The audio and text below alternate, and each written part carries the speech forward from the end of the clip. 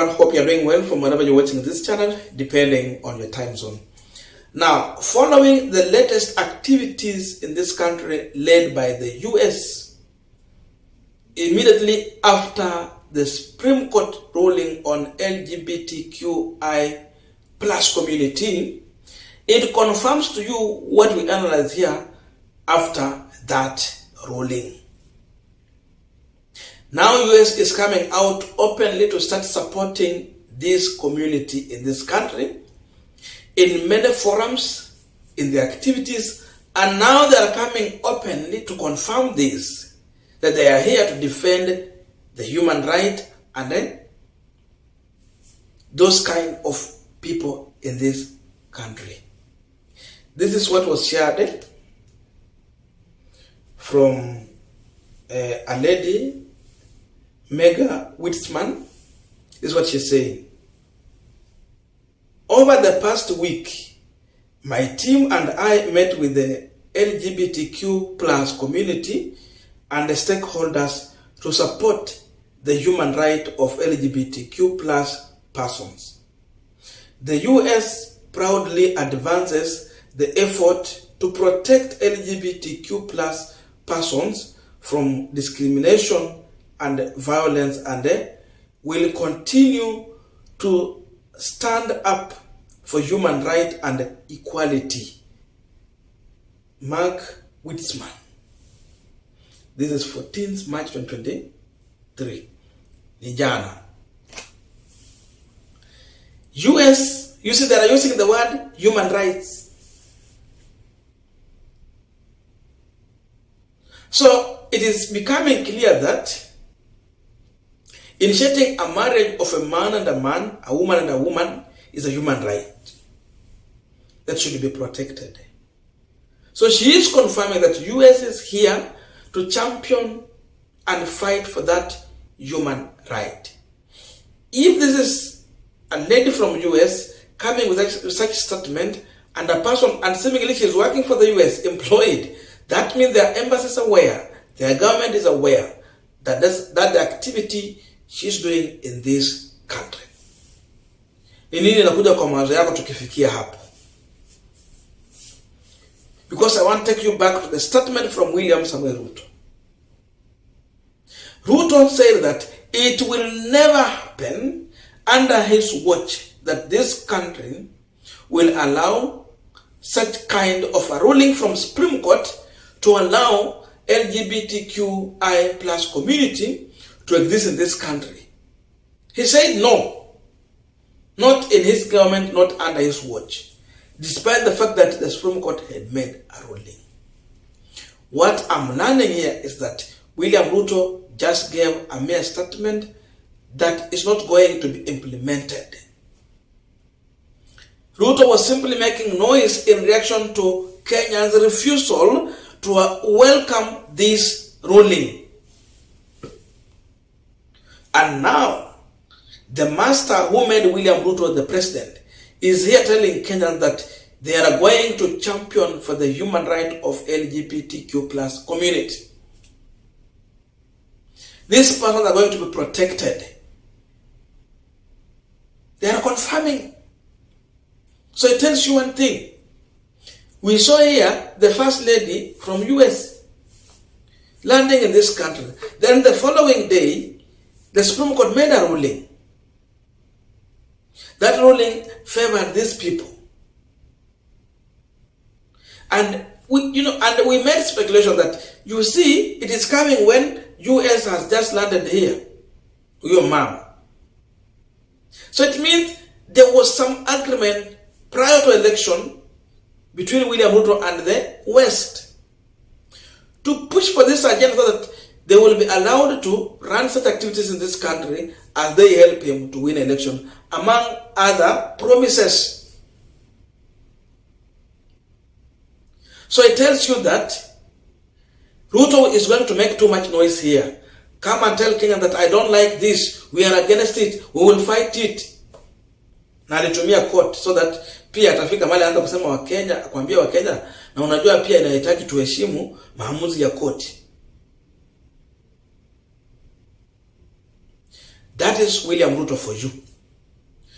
This is a total confirmation that US is going to continue with the activity of recruiting our both men and women into this kind of character. In fact, what they are doing, these people, they will have their session, those meetings, and they pay people to attend those meetings. Good money, 30,000, 50,000, 100,000. Free food, free accommodation. Then you attend the seminar. They are recruiting young youth in this country. They are targeting university and colleges. And to extent, even they are going further to target high schools. This is a confirmation from US. And this is the position of US indirectly to Kenya.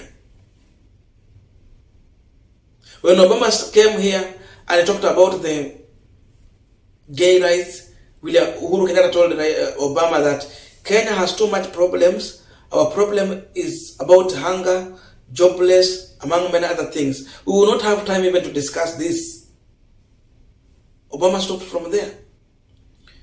But seemingly, they have been looking around and seeing, what if we make this Raila Odinga the president? Will he welcome our idea? The answer has been no. Raila is a Pan-Africanist. He cannot go that direction. He is a man who is holding to the value of Africa, the culture of Africa, and they might not go in that direction. So, the soft spot here was William Samoei Ruto, the easiest person, because Ruto has been angry for power. He has been angry for power. So no matter how he get to power, he was ready to use every means possible as long as he's sitting on that seat, including allowing LGBTQ practices in this country. Ameleta sasa ushoga kwa hii nchi in the name of seeking a space to lead this country. Sasa yeye atakuwa president wa mashoga. Lakini akienda kanisani wanasema the most God-fearing person. Now the church has to come out before they ask Raila Odinga to call off his maandamano. They should be asking William Ruto, why did you allow this? And I'm happy with people like Pastor Ezekiel, who shared that video here.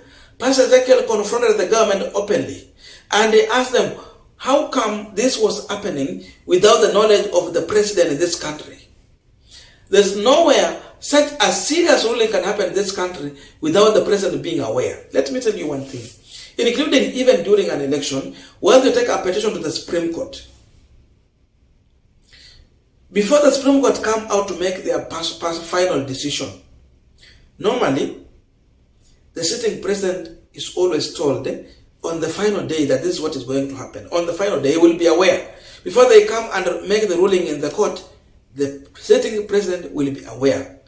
Why? Because to some extent, the president needs to provide security in those areas that seemingly can cause chaos during that kind of a ruling. So that the volatile areas, Uhuru Kenyatta was supposed to provide security in those areas. So it means such a ruling, when it comes, is a major one. The president must be aware. Ruto was aware this one was coming. There was no secret. And they allowed it because it was an agreement between him and the US. And of course, through the Supreme Court, they had their way. So those churches that has been supporting William Samoei Ruto, they should know that Ruto stands for LGBTQ. They should know that Ruto agreed to this. They should know that Ruto is supporting this. Because the US is now coming here with audacity to speak about this openly and talk about how they are championing for this, how they are fighting for this, and how they have been conducting their activities in this country. Do you have anything to doubt about this, really? I don't see any reason to doubt. There is every reason to believe in what they are saying. And I have a reason to believe that William Ruto was part of this game. Sasa hapo ndio Wakenya tumefikishwa. No wonder Raila Amolo Odinga is calling for the mass action. We have a government that is going to be too much compromised on many things. At the end of the day, we will find that we are in a big mess before we make a U-turn or before we turn such kind of a government. You allow them to go like this, we will get more problem.